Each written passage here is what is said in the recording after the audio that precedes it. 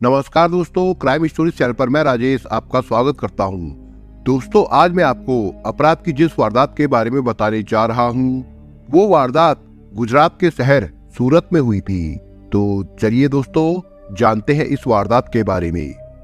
8 जनवरी 2021 की बात है। सुबह के करीब 5 बजे का समय था। गुजरात के सूरत जिले के पूर्णा पुलिस थाने को एक अहम सूचना मिली। सूचना देने वाले व्यक्ति ने इंस्पेक्टर गडरिया को फोन पर बताया कि कुमरिया गांव के सर्विस रोड स्थित रघुवीर सीरियम मार्केट के सामने बुरी तरह जख्मी एक महिला पड़ी है।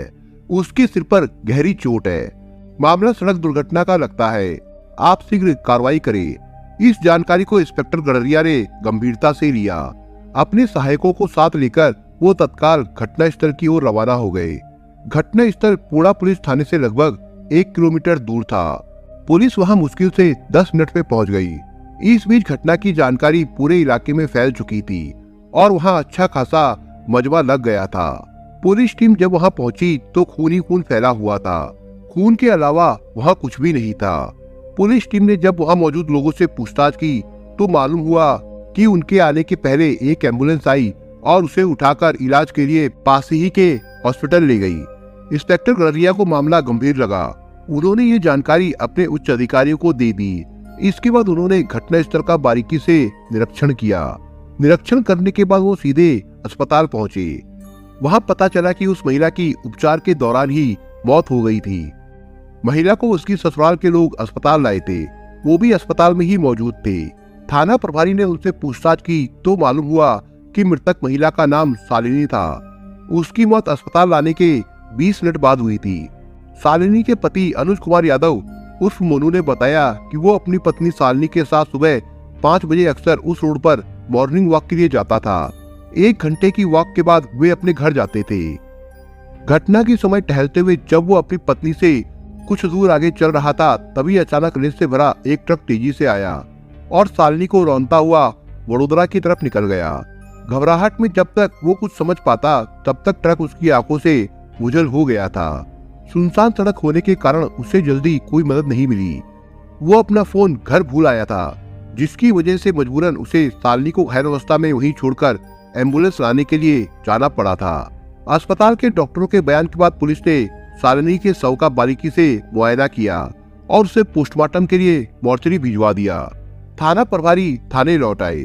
शुरुआती जांच पड़ताल में जहां एक तरफ मामला हिट एंड रन केस का लग रहा था, वहीं दूसरी तरफ शालिनी की हत्या की साजिश से भी इनकार नहीं किया जा सकता था। बहरहाल शालिनी के पति अनुज यादव की शिकायत पर पुलिस ने ड्राइवर और ट्रक के खिलाफ मामला दर्ज कर लिया।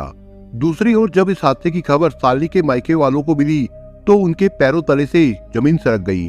उनकी बेटी शालिनी किसी हादसे का शिकार हो गई, ये बात उनके गले नहीं उतर रही थी।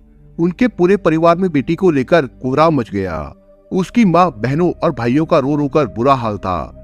शालिनी के पिता धनीराम यादव ने फोन पर इंस्पेक्टर गडरिया से बात की और दूसरे दिन शाम होते होते वो आगरा जिले में स्थित अपने गांव से सूरत आ गए। शालिनी के पिता धनीराम यादव ने शालिनी की मौत को एक सोची समझी साजिश बताकर उसकी ससुराल वालों को संदेह के रडार पर खड़ा कर दिया। मायके वाले शालिनी के शव पर अपना दावा करते हुए उसका दाह संस्कार अपने गाँव ले जाकर करना चाहते थे। साथ ही वे शालिनी की 2 वर्षीय बेटी को भी अपने संरक्षण में लेना चाहते थे, लेकिन इसके लिए शालिनी के ससुराल वाले तैयार नहीं थे। ससुराल वाले उसका शव हासिल करने की कोशिश में लगे थे। जिस प्रकार शालिनी के पिता धनीराम यादव ने उसके पति और ससुराल वालों को शालिनी की मौत का जिम्मेदार ठहराकर उन पर आरोप लगाया था, उससे मामला उलझ गया था। दोनों तरफ की बातों में कितनी सच्चाई है, पुलिस अधिकारी इसका अध्ययन कर अपनी जांच की रूपरेखा तैयार कर ही रहे थे कि ये केस सूरत की CBCID के हाथों में चला गया। पोस्टमार्टम के बाद शालिनी का शव उसके पिता धनीराम यादव को सौंप दिया गया, जो उसे अपने गांव ले आए।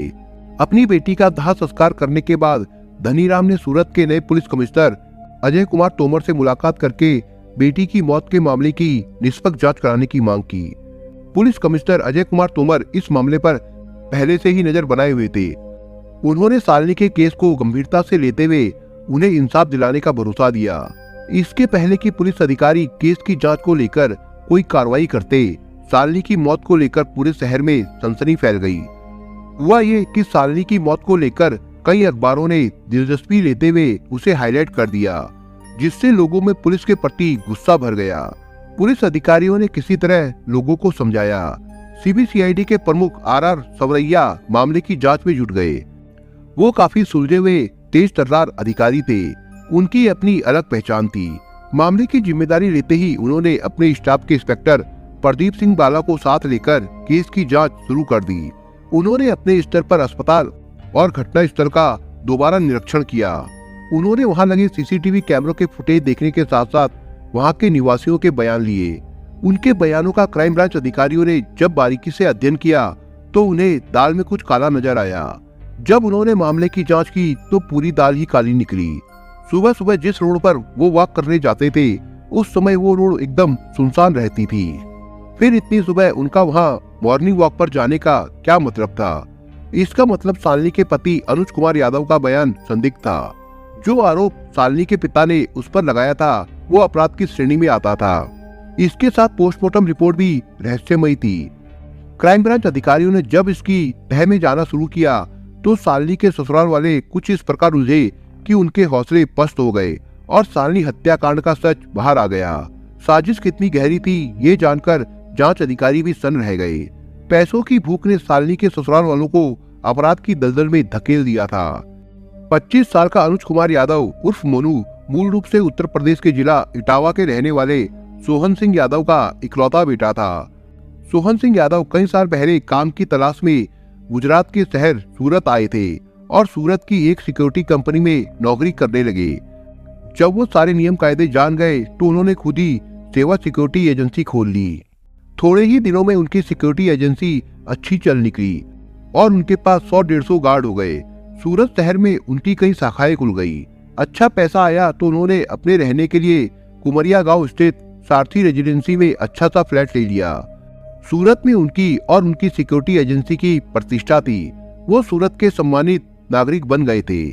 परिवार में उनकी पत्नी और बेटे के अलावा एक बेटी पूजा थी, जिसकी शादी बुलंदशहर के सरपंच के बेटे रघुवेश यादव से हो गई थी। शादी के बाद भी पूजा अपनी ससुराल में कम और मायके में ज्यादा रहती थी। अनुज महत्वाकांक्षी था। वो पैसों का लोभी था। पढ़ाई खत्म करने के बाद उसका मन पिता की सिक्योरिटी एजेंसी में नहीं लगा। उसने अपनी ट्रांसपोर्ट कंपनी खोल ली। उसे ये लुभावना सफर उसके नौकर मोहम्मद नईम ने दिखाया था, जो 5 साल पहले उसके पिता की सिक्योरिटी एजेंसी में गार्ड की सर्विस करता था। सिक्योरिटी की नौकरी छोड़कर वो ट्रांसपोर्ट की लाइन में चला गया था।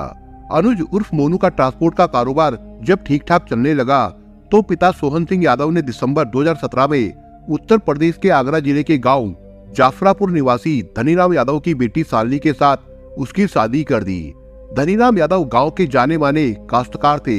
उन्होंने बेटी की शादी में अपनी हैसियत के अनुसार दान दहेज दिया था।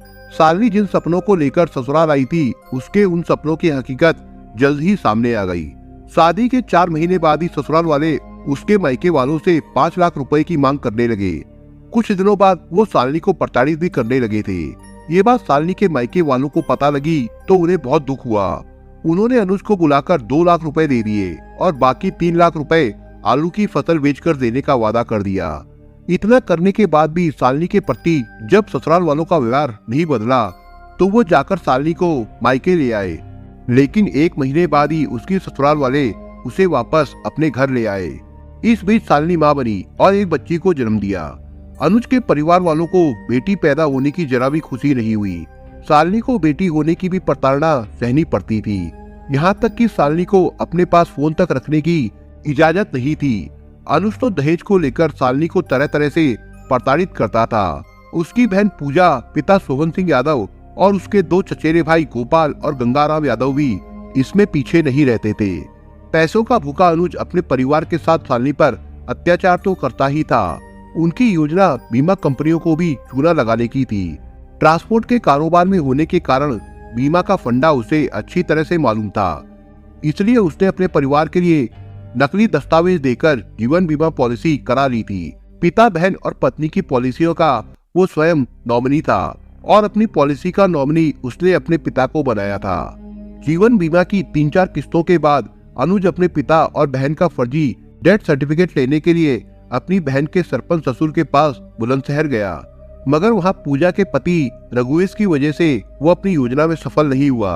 इस पर भाई बहन ने मिलकर रघुवेश को दहेज के आरोप में गिरफ्तार करवा दिया।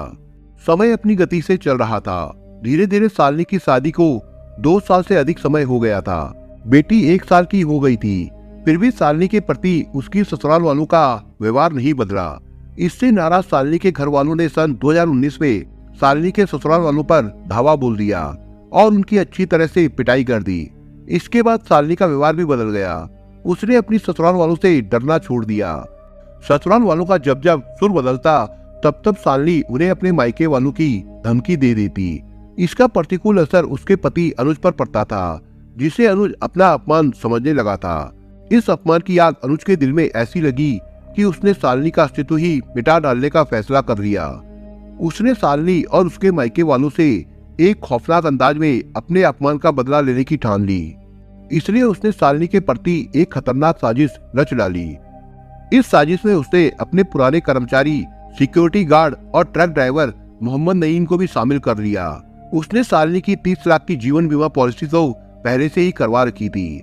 इसके बाद उसने अपने कारोबार के लिए नवंबर में शालिनी के नाम पर 33 लाख रुपए का डंपर खरीद लिया। उस डंपर का भी उसने बीमा करा लिया था। बीमा की पॉलिसी के अनुसार अगर डंपर मालिक की किसी दुर्घटना में मौत हो जाती है तो डंपर का पूरा पैसा माफ हो जाता है। इस तरह योजना को अंजाम देने पर अनुज को 63 लाख रुपए का फायदा होता। इस साजिश को सफल बनाने के लिए अनुज ने पहले शालिनी और उसके ससुराल के लोगों के प्रति अपना व्यवहार ठीक किया। फिर घटना के 15 दिन पहले से अनुज शालिनी को साथ लेकर मॉर्निंग वॉक के लिए कुमारिया गांव के सर्विस रोड पर जाने लगा। अपनी तरफ धीरे धीरे हुई मौत से अनभिज्ञ शालिनी अपने पति अनुज का साथ देने लगी।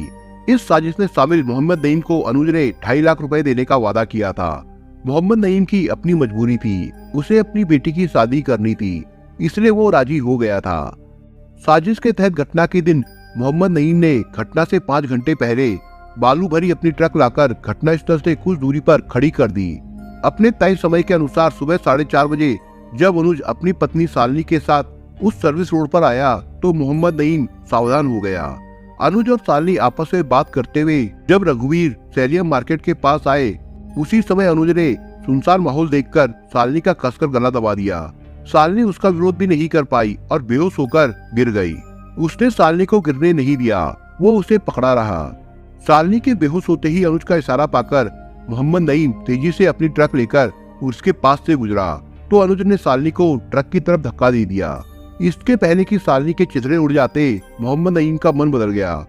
वो अपने ट्रक को कट मारकर निकाल कर ले गया, लेकिन फिर भी ट्रक की टक्कर से शालिनी लहूलुहान हो गई।